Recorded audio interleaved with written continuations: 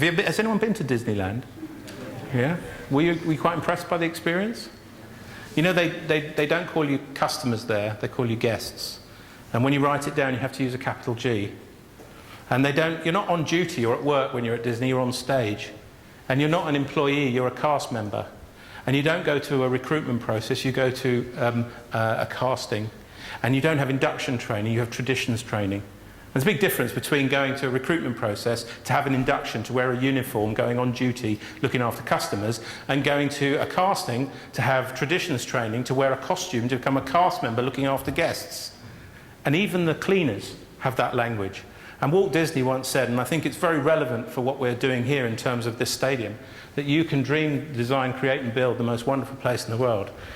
But it's going to be people that make that dream a reality, and here we are. The stadium now is a now, it's a today, and it's up to us to make it the future that it can be. The Dorchester Hotel, which is renowned for its customer service, they actually get rid of a lot of the signs in the reception area on purpose, so that people look around, not sure where to go, so that their staff can go and blow their socks off by engaging with them. It's called human signage. So when we talk about creating experiences for people, when we talk about making it special for people, we're talking about response. And I'd like you to think about that today and think about what is the Team Brighton response? What are we trying to create here with people? It's one thing to have a vision, and we should have a vision, but the one thing that separates us from many animals in the animal kingdom is we have the ability to then work it out strategically. What do I need to do today, this week, to actually get there?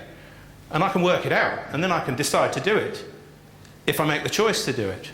But I have to have the vision, I have to work out what I need to do to make it happen. And we have this ability. We have this ability as humans. We have this ability to make these choices. We can choose to have a vision, and we can choose to work out what we need to do to make it happen.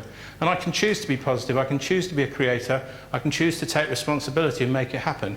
Equally, I can choose to be negative, I can choose to be a complainer, and I can choose to avoid responsibility and point my finger at who it is, what it is that's stopping me doing what I want to do.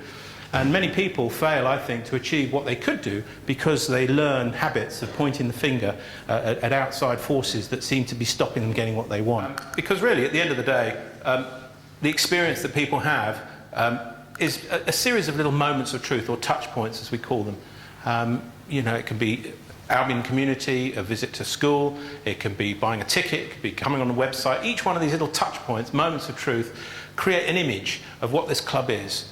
And that image is changing and developing every day.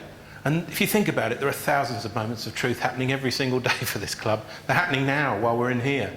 And some of them are moments of truth that we've had something to do with. We've designed them or influenced them, or we've motivated someone, a colleague who's now managing that for us, or we may have done the opposite. You know, we may have made someone feel fed up about themselves and they're not delivering such a good experience. And we can play a role in all of this because at the end of the day, there are people creating these experiences.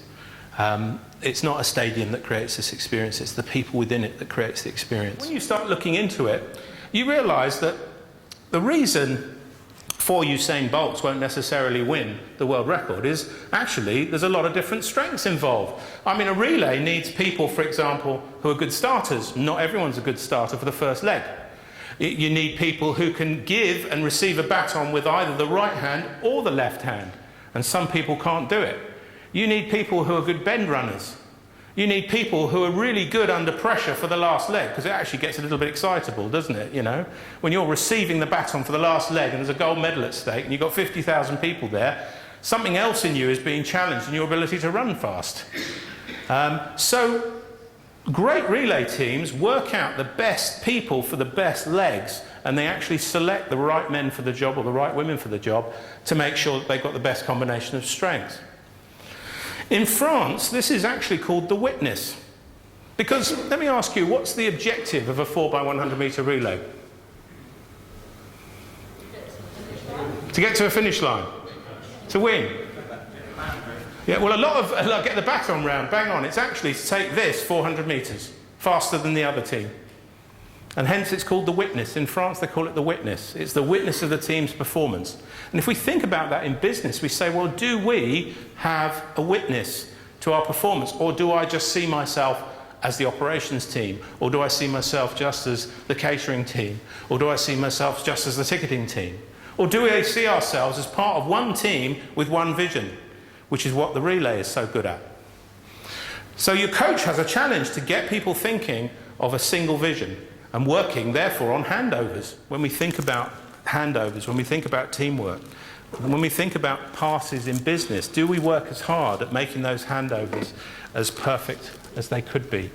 Because if the French 4x100 metre relay team can win a world record without actually having more than one medalist in their team, it shows you what any group of people can do if they are one team with one vision.